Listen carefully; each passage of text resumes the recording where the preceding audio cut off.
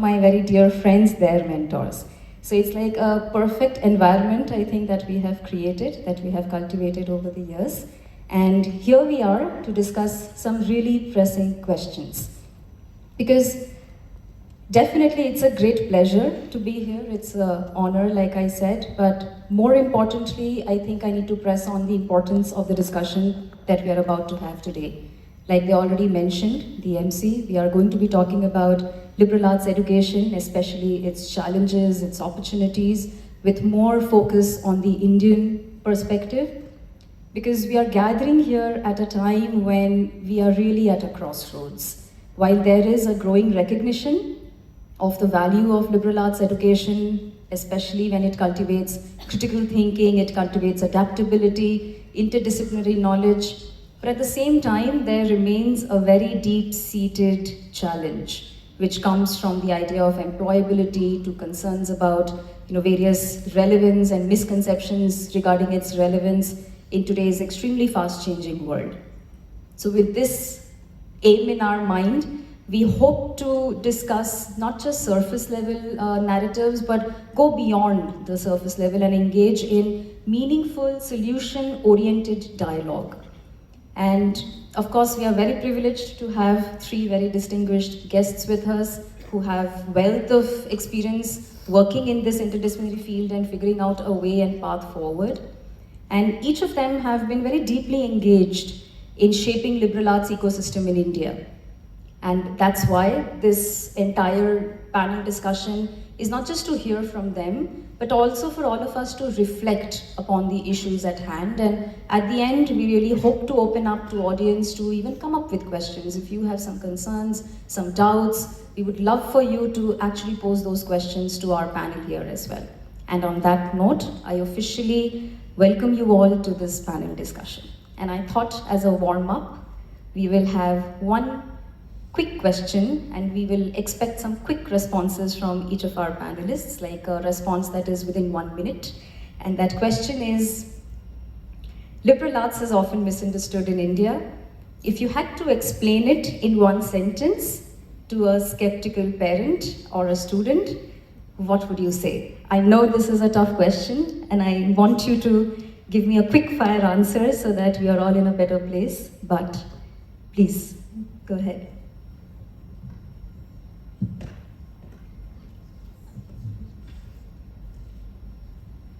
Yeah, good morning everyone, and thank you so much for having me here, especially Dr. Jyoti and my dear friend Prerana and Emmy.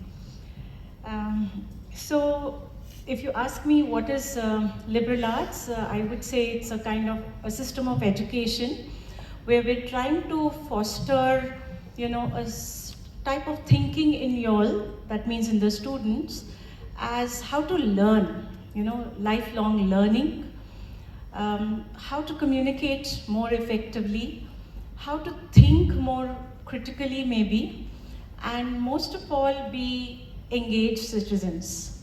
So that in a nutshell would be what is liberal arts. I think I'll reserve my other comments for a later point of time.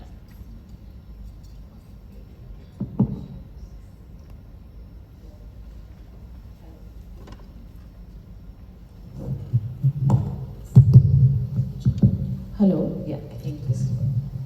Good morning, everyone, and thank you so much for having me here. It's been wonderful engaging with the liberal arts team, Dr. Prerana, Dr. Embassy, and it's amazing to be here, especially because one of our first batch graduates, Dr. Aditi, is here, and it's really heartening to know that a liberal arts graduate is working in a liberal arts space, and I think that truly contributes to where liberal arts can go. And when I walked in, Dr. Prerana mentioned that it was heartening for her to have someone who could bring in an understanding of what liberal arts truly means.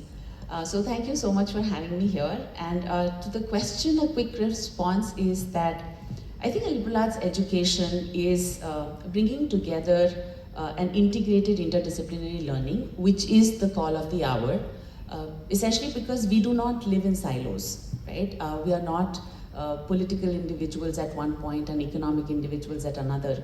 We are social beings. And when we talk about social beings, all of this truly comes together. So for parents, I think it's the greatest investment that you would have for your own child in a future that we are so unaware of, right? So for me, a liberal arts education is the best ROI that we can offer our children and the best investment for the future that is we are unaware of. Thank you. Thank you so much for allowing me to be here. It's always a privilege to come back to this particular campus where this program was conceived, and I have been part of that journey as well. And thank you so much for having me here. The question is really difficult.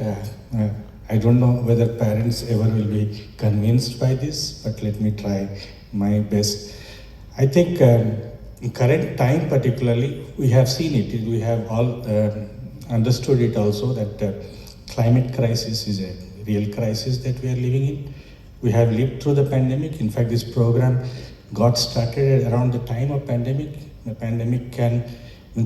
pandemic-like situation can just affect anybody and everybody and kill possibly just anybody. And we're also living in time where artificial intelligence has taken up a lot of our space to think about what we think as creative expression can be done by artificial intelligence to take away our thought process. So given this time, I think liberal arts, what it provides is that liberal part of it, that freedom, that free thinking part of it, which actually enables us in many ways to live in a society which is going through so much of uncertainty ecologically or socially. And in such a time, if we have to cope with that, I think this is an education system possibly has some pathway, some learning, some understanding for this. Thanks. Thank you. I know I put everybody in a spot with a tough question to start with, but I think that is the point. We need to really address the pressing concerns, and on that note, I have another pressing concern that I'm sure at different levels we may have faced ourselves. Liberal arts education has been framed as either a niche privilege, and I stress on the word privilege, or either that, or people have looked at it as an urgent necessity in the 21st century, like all of you mentioned right now. But based on your experience, where do you think it stands in India today? Are we progressing in terms of its relevance, or are we still struggling to justify its relevance?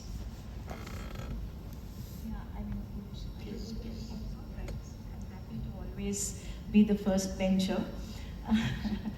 So, although if you try to Google about liberal arts, they normally say that it originates in Greece, but the known origins are more in the US. So, and from there it came to countries which are in Central and Eastern Europe.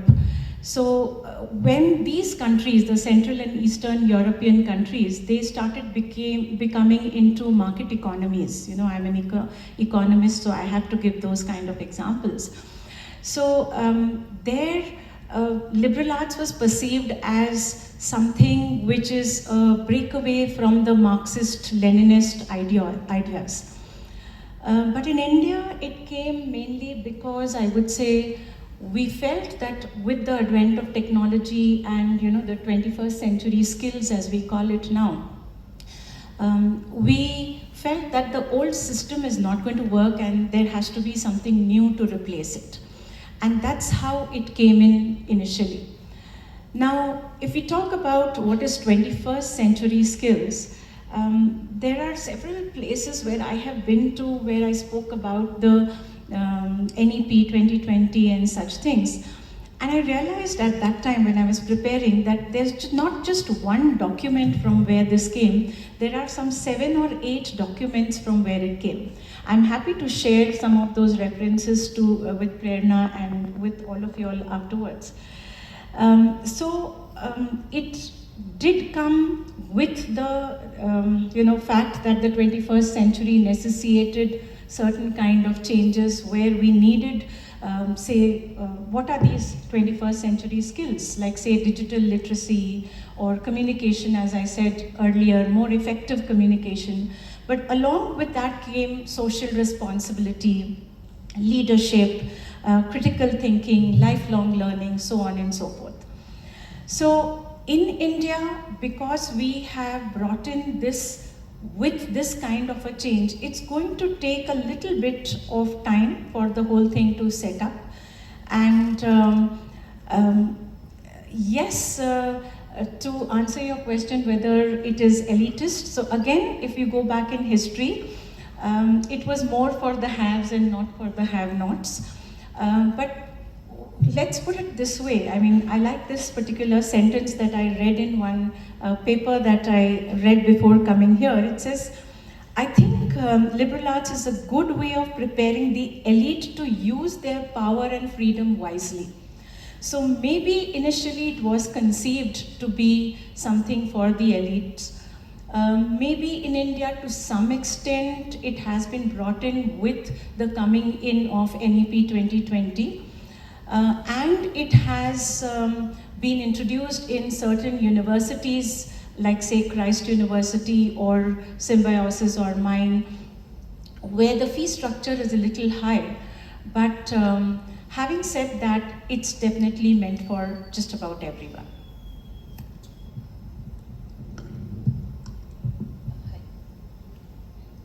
Technology and I don't ever seem to work together. Hello? Yeah. Technology and I never gel. It always fails me at the right moment. Coming back to the question of, is it niche? Definitely it is niche. It is niche not just in the financial capacity that it requires families and students to have in terms of when they intend to join a liberal arts program, but it is niche also in terms of how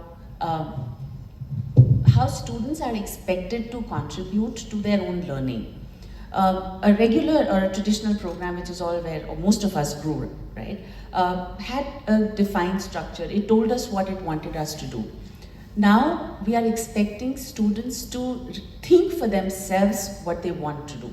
And I think that is a very niche idea, giving an 18-year-old or a 17-year-old the freedom and the responsibility to think for themselves.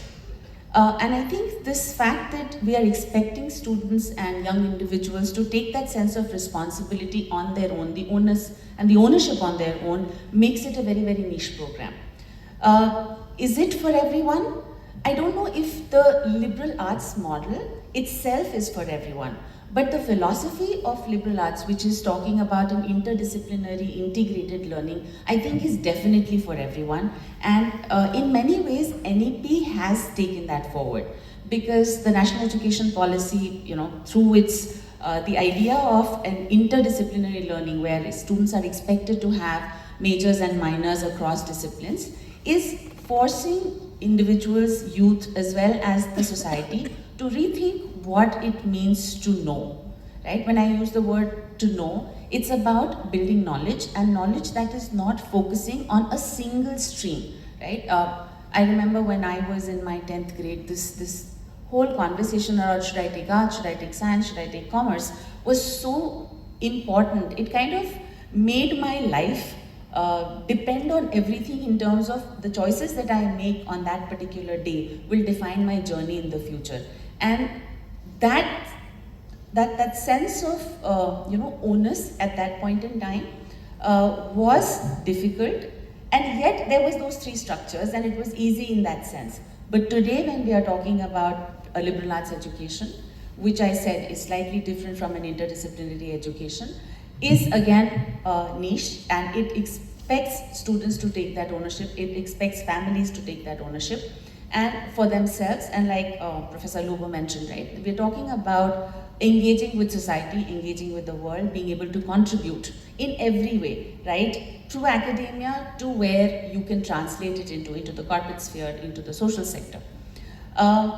Is it going to be challenging? Yes, it's going to be challenging, and like every other new idea, it will take some time to grow. It will take some time to take deep roots, but I think we are moving in the right direction. And the interdisciplinary learning is what we need, because like I started with, right, we don't live lives in silos. And if we need to find solutions which are not specific to a particular point, but be able to connect those dots, I think we are moving in the right direction. Challenges, yes, definitely will be, but I think coming together, you know, like this one, Liberium is this very amazing platform to come together and have these conversations and take this idea forward. Thank you. Yeah, I think Dr. Sweta and Dr. Loba have already given you a very good starting point to think about how it is. I think historically, if we have to see how liberal arts have evolved, I think it has changed quite a bit. If we have to go back to the period of Greek or the early Oxford and Cambridge days, or even our own Nalanda and other days, Takshila days, maybe philosophy, geometry, arithmetics, grammar, reasoning, logic. These are the kind of domains on which the idea or thought process of liberal arts evolved. But today's time, if you have to see, I think things have come a long way.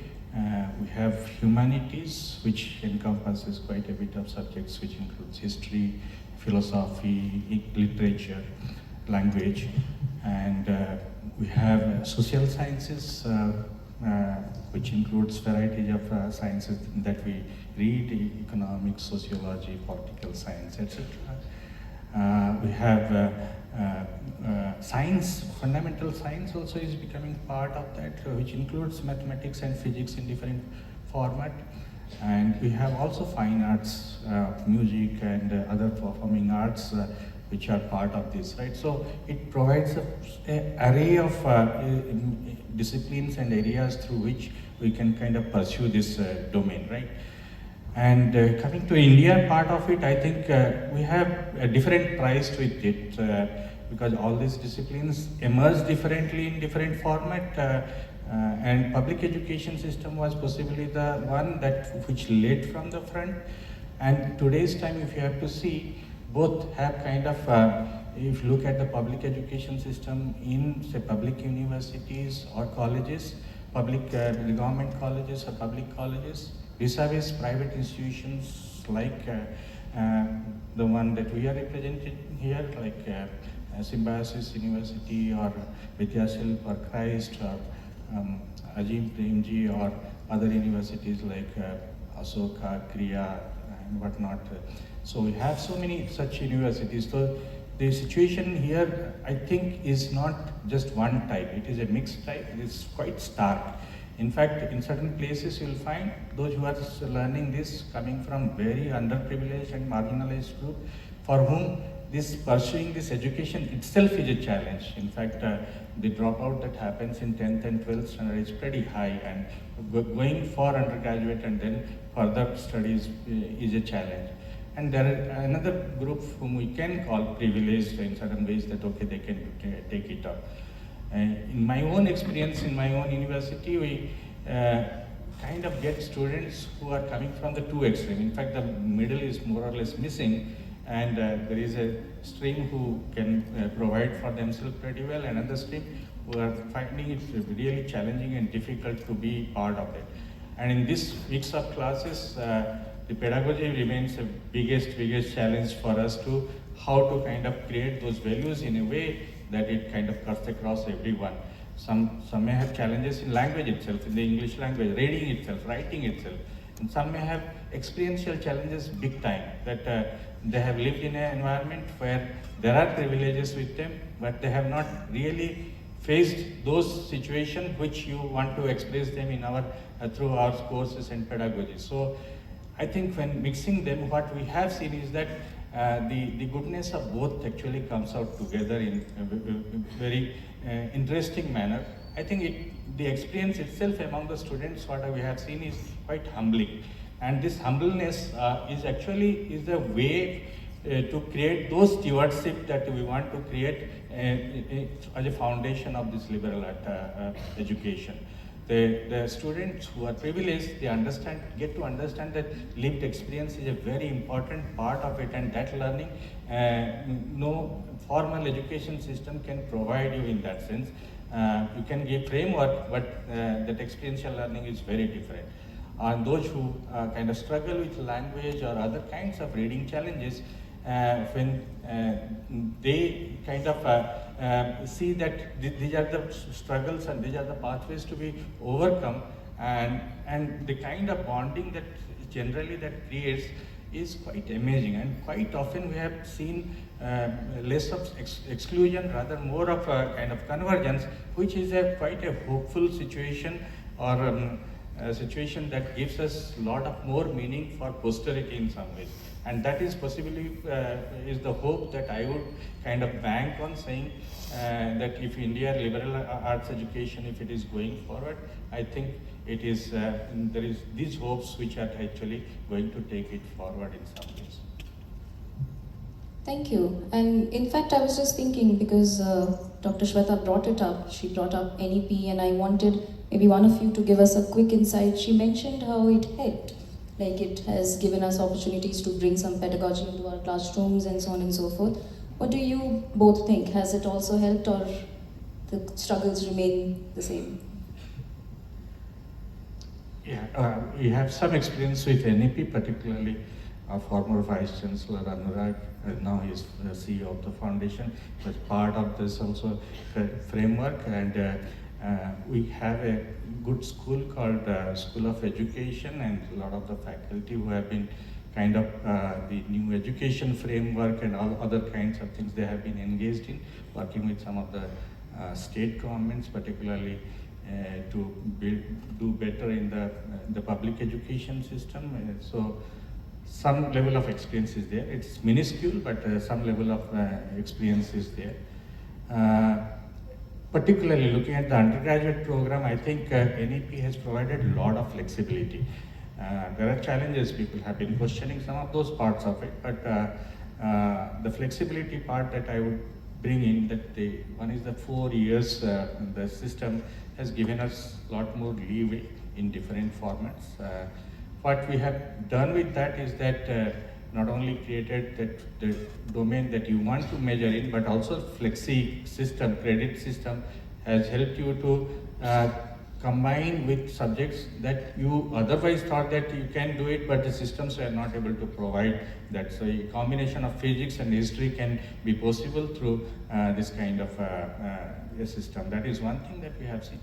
Second that we have seen is that the two, three broad areas that we want liberal arts should to flourish. One is that the distance from the community or the societal problems, so that how it can be minimized, and the other part of it is the creative thinking. Basically, in the era of AI, still it is the creative thinking is a very important domain that can play. If we can enable those things, it can play a role in dealing with uncertainties of different kinds that we face. And of course, curiosity is very important part of it, and pedagogy can play an important role in generating and fostering those types of curiosity. And keeping those things in mind, this 4 years program in some ways has provided those opportunities many ways. But at the same time, we have to also understand that for some it may be a stepping stone for going for higher studies, but some others it is a terminal degree. After that, they have to find a job for themselves. So in that case, if we can introduce certain kind of things, which we have done it, called occupational tracks. So these occupational tracks helps us helps the student to kind of take up certain domains. It could be communities, sports, or it can be media, journalism, or those kind of things, or data. Those are the new things. So so that helps the students to, after completing that degree, they can kind of move to a job market and ready for the job in some way. So I think those are some of the ways that at least we have been trying to deal with this, but there are many more to find, I think, and we have to learn from many more people. So I thought I'll make the environment a little lighter. So sometime back, when Russia had attacked Ukraine, and then there was these hints to India that we are supporting Russia because we are buying oil from Russia. And then around the same time, you had, in the Oscars, that song, Natu Natu Natu, that went. Probably Prerana can dance to it also. I can't, I have 2 left feet. So there was a very nice meme. In my time, we used to call it cartoons, pocket cartoons. So there was a very nice meme where you had Putin telling Modi that I can still hear NATO, NATO, NATO. So thank you, Prerana, for laughing, because that's exactly what I want all of you all to understand, that what is this NATO? What is, say, a Warsaw Pact? What is a war? What are the economic aspects of that? What are the political implications of the whole thing? What is, the social repercussions of war? What are the psychological repercussions of war? So all this is what we want a student to understand, somebody to understand. So it's like all encompassing in that sense of the word. So that's what also, NEP had envisaged, that a student learns holistically. So when Professor Amalendu was saying that there are so many different kinds of courses that we are trying to teach the student. So in NEP, the UGC envisaged that the students must learn, say, for example, courses which are specific to their discipline, definitely, which is what all of us have been doing for so long.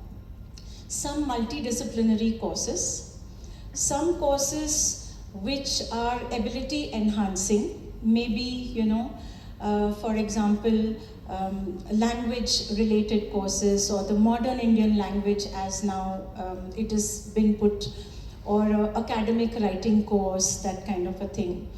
Or some skill enhancement courses, some hands-on courses, maybe a Python programming, or maybe a leadership program and such kind of things, value-added courses. So all these courses are to be taught to the student in this term of 4 years. We spread it out in such a way that the student we try to see that the student doesn't feel that they're only doing these other courses and not courses related to their particular discipline. So, of course, it is a little difficult, Prerana, and I'm sure the other panelists will also agree with me, if you have very large number of students there. So for about 27 years, I taught in a college which was an affiliate college of the University of Mumbai, where I used to have in my university itself, in my college itself, about 10,000 students. So there is, there are some cities in Europe where the total population is about 5,000. So you can get some perspective as to what is 10,000, how large 10,000 would be. So if you have very large numbers, it's a little challenging. I guess the onus then becomes on the faculty and the rest of the management in that particular setup to help and facilitate so that this can be done more effectively. Thank you. There was actually a very interesting point, which is in terms of the number of people that we can have in a group so that any kind of learning can effectively transfer into that group. But on that note, one of the questions that I also struggle with sometimes, and I thought if I ask you, maybe we could discuss it and have some insights. We have discussed quite a few challenges. There are different types of challenges that we face. But if there was one policy or maybe one social mindset that you could change, which can remove a major roadblock, what do you think it would be? I think it's coming from a more solution perspective, because there will be problems, there is no denying that. what could be that one thing that maybe we could pick on and work on it so that a major roadblock into this liberal space can be taken care of? So while we were talking about the NEP, while we were talking about the NEP and liberal arts and liberal education, we talked about the idea of the small classroom sizes, the need for small classroom sizes, and yet the need for it to, the whole idea of a liberal arts education or a liberal education to be accessible to all. Right? So we are working with two actually very dichotomous realities that we want to bring together. And the one thing I feel that would really help is understand this distinction, like which I said, right?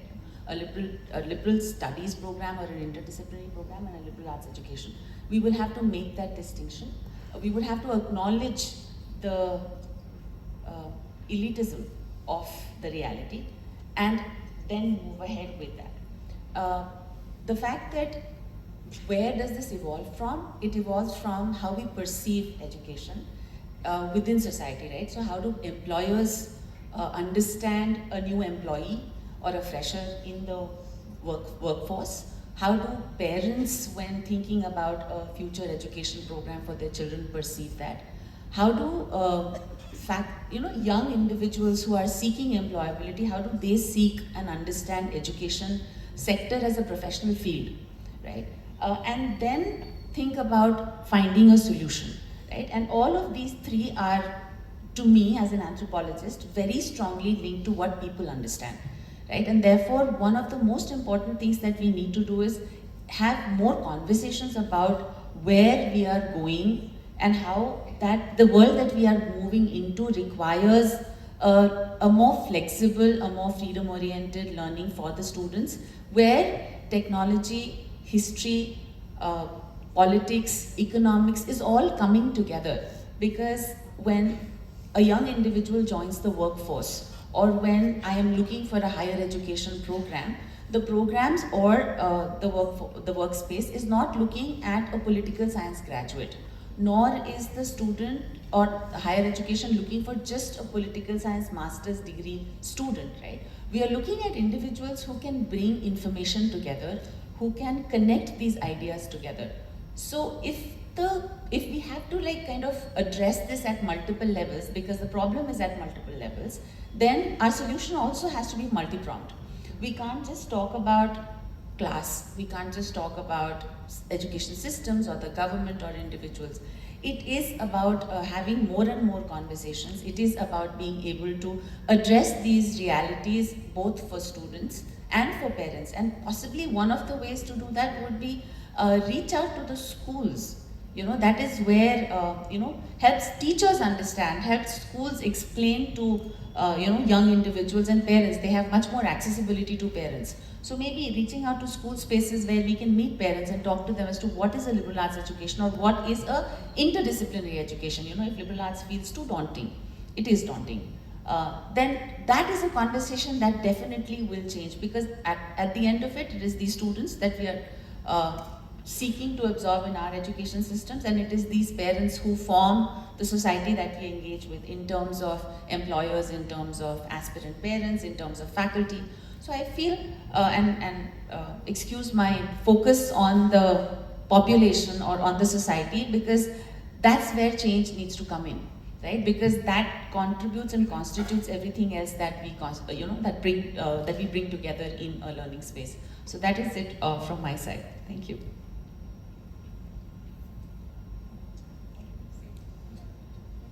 Okay, yeah. So I think I just resonate with Professor. If you have to kind of think, I think we have done quite a bit about it. Like say, for example, I'll give you an example of food. And we used to eat varieties of food and a lot of millets, different kinds of what we call them coarse cereals. And Green Revolution happened, and then a lot of our food habits moved from these coarse cereals. We started seeing them as inferior food and moved into rice as a kind of something like a superior food, right? So this education also has gone through a similar kind of a situation. And now we can see that with all kinds of millet promotion and all that, millets are coming back to the food menu again in some different form. Liberal arts has also gone through this kind of a cycle. So at some point of time, it was one of the very important part of learning process, and then suddenly, with the kind of a massive industrial growth, technology, in the kind of work which industrial training or those kind of engineering, those became very important part of and then IT itself took quite a bit of it. We are sitting in this what we call the Silicon Valley of India, and this, if you ask parents, science, commerce भी चलेगा, arts मतलब पढ़े नहीं हो, you have not done good in your schools, all those kind of barriers used to come to think about arts per se or liberal arts in general. So I think the elitism in whatever format you call it, but it has brought in the pride associated with this domain quite a bit, and that has fostered